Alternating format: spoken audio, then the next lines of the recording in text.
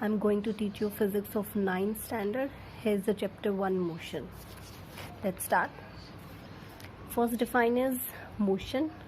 What is motion? Position of object change with time is called motion. कोई object है, उसकी position अगर time के साथ चेंज हो रही है ना, तो मोशन मीन्स देखिए जनरली होता है मूव करना. मोशन मीन्स होता है मूवमेंट. तो कोई ऑब्जेक्ट है, अगर वो मूव कर रहा है तो इसका मतलब उसकी पोजीशन चेंज हो रही है. और पोजीशन किसके साथ चेंज हो रही है? टाइम के साथ. This is called motion. Position of object change with time is called motion. Types of motion. Motion is of two types, uniform motion and non-uniform motion. Motion two types का होता है, ठीक है, uniform and non-uniform. Uniform में क्या होता है? Equal distance covered in equal interval of time is called uniform motion. A car moving with constant speed is an example of uniform motion. देखिए इक्वल डिस्टेंस कवर हो रहा है. दो चीज़ें यहाँ पे, एक डिस्टेंस है और एक टाइम इंटरवल है. तो दोनों चीज़ें अगर इक्वल हो रही हैं हमारी, तो उसको हम बोलते हैं यूनिफॉर्म मोशन. जैसे कोई कार है, उसकी 40 किलोमीटर पर आवर हमने स्पीड फिक्स कर दी है ना. हमने कार की स्पीड हमने फिक्स कर दी 40 किलोमीटर पर आवर. इसका मतलब क्या हुआ कि 1 आवर में ये कार 40 किलोमीटर डिस्टेंस कवर करेगी, ठीक है. और नेक्स्ट वन में भी ये 40 किलोमीटर डिस्टेंस कवर करेगी. इसका मतलब हर बार डिस्टेंस कैसा हुआ हमारा? इक्वल हुआ, ठीक है, इक्वल डिस्टेंस हुआ. और टाइम इंटरवल जो है वो भी हमने 1 आवर का इक्वल ही कर रखा है, ठीक है. तो इक्वल टाइम है और इक्वल ही डिस्टेंस है, तो ये चीज़ हमारी यूनिफॉर्म मोशन का एग्जांपल होती है, ठीक है. Equal distance covered in equal interval of time is called uniform motion. Example, a car moving with constant speed.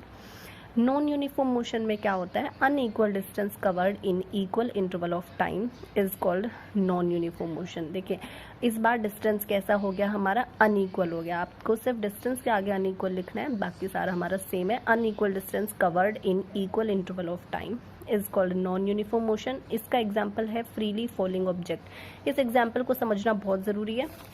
एक बार इसको देख लेते हैं, फ्रीली फॉलिंग ऑब्जेक्ट को. देखिए हमारा ग्राउंड है, ठीक है, कोई ऑब्जेक्ट है, ऑब्जेक्ट को हमने फ्री फॉल कराया. फ्री फॉल का मतलब है सिर्फ हमने क्या किया, जैसे कि ये ऑब्जेक्ट है, फोर्स रिमूव करे हैं, ठीक है. कोई बाहर से मैंने फोर्स नहीं लगाया, सिर्फ मैंने अपना फोर्स रिमूव किया और इसको फ्री फॉल कराया, मतलब इसको गिरा दिया, ठीक है. तो इसको हम फ्री फॉल बोलते हैं. तो ये ग्राउंड हो गया, ये ऑब्जेक्ट हो गया. अब देखिए मैं टाइम इंटरवल जैसे फिक्स कर दूँ 1 सेकेंड के लिए, ठीक है. तो ये जो ऑब्जेक्ट है, अब ये 1 सेकेंड में कुछ डिस्टेंस, क्योंकि फ्री फॉल करा रहे हैं तो नीचे की तरफ आएगा ग्रेविटी की वजह से, तो इसने कुछ डिस्टेंस कवर कर लिया. हमने मान लिया ये वाला डिस्टेंस कवर कर लिया, ठीक है. अब उसके बाद क्या करेंगे? नेक्स्ट 1 सेकेंड में ये कितना डिस्टेंस कवर करेगा? इसके कंपैरिजन में थोड़ा ज़्यादा. क्यों? क्योंकि ये अर्थ के पास आता जा रहा है और अर्थ जो है उसको अपनी तरफ अट्रैक्ट कर रही है, तो वो फोर्स इंक्रीज होता जा रहा है.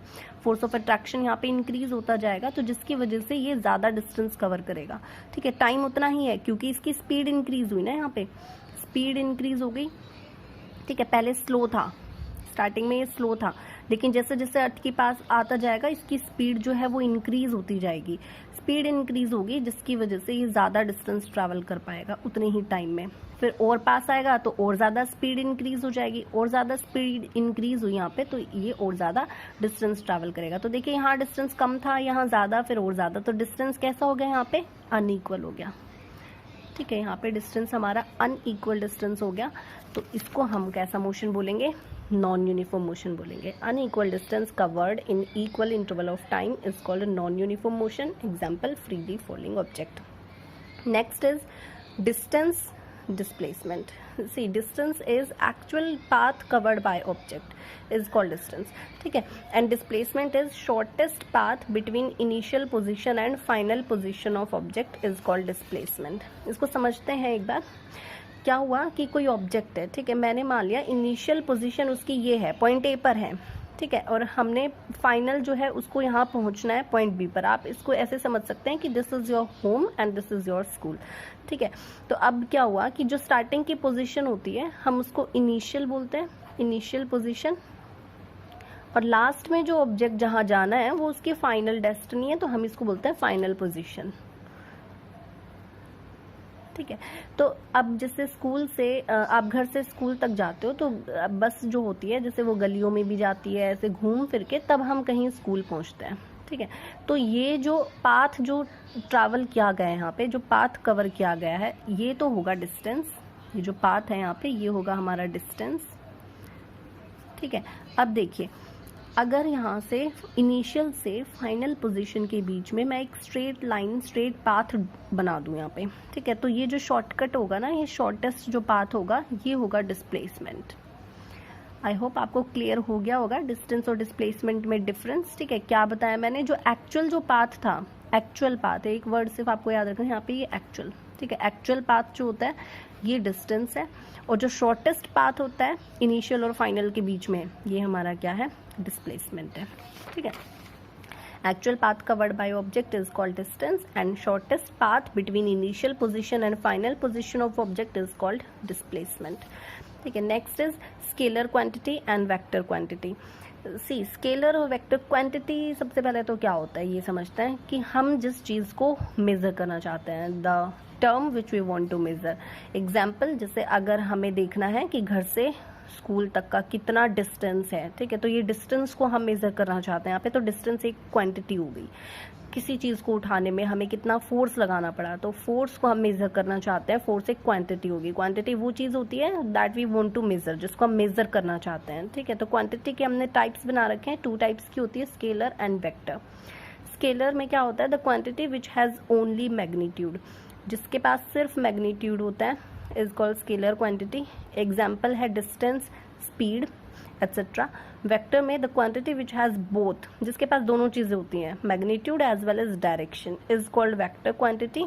Example displacement and velocity. इस चीज़ को समझते हैं, क्या है इसमें, एक एग्जाम्पल मैं आपको देती हूँ, 2 एग्जाम्पल दूंगी, ठीक है, दोनों चीज़ें समझने के लिए। तो क्या है, फर्स्ट एग्जाम्पल में मैंने कंसिडर की है अ train moving with 40 kilometre per hour speed. ठीक है, एक ट्रेन है जो 40 किलोमीटर पर आवर स्पीड से मूव कर रही है। तो देखिए यहाँ पे ये 40 जो है, पहली बात तो ये जो नंबर होता है इसको हम बोलते हैं मैग्नीट्यूड, इस नंबर को हमने बोल दिया मैग्नीट्यूड ही। ठीक है, ये कोई वैल्यू गिवन है, इस वैल्यू को हम, साइज जो होता है उसको मैग्नीट्यूड बोलते हैं। तो ये फर्स्ट एग्जाम्पल था। सेकेंड एग्जाम्पल जो है, यहाँ मैंने इसमें दे रखा, train is moving with 40 kilometre per hour speed in east direction, in east direction.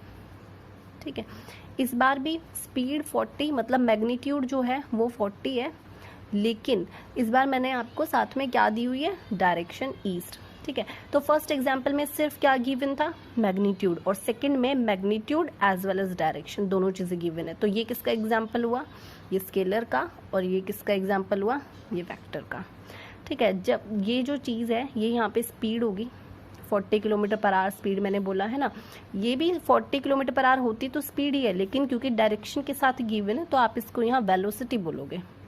ये 40 यहाँ पे क्या बोला जाएगा, वेलोसिटी। यही एक डिफरेंस होता है स्पीड और वेलोसिटी में। स्पीड जो होती है उसमें सिर्फ एक नंबर होता है, मैग्नीट्यूड होता है, और वेलोसिटी में स्पीड को ही वेलोसिटी बोलते हैं, लेकिन किस केस में, जब डायरेक्शन गिवन होती है। ठीक है, इसलिए मैंने यहाँ पे लिखा हुआ है स्पीड किसका एग्जाम्पल है, स्केलर का, और वेलोसिटी वेक्टर का, क्योंकि इसके अंदर मैग्नीट्यूड भी होता है और डायरेक्शन भी होती है। ठीक है, एक बार फिर देख लीजिए, स्केलर क्वांटिटी क्या है, the quantity which has only magnitude is called scalar quantity, and vector the quantity which has both magnitude as well as direction is called vector quantity.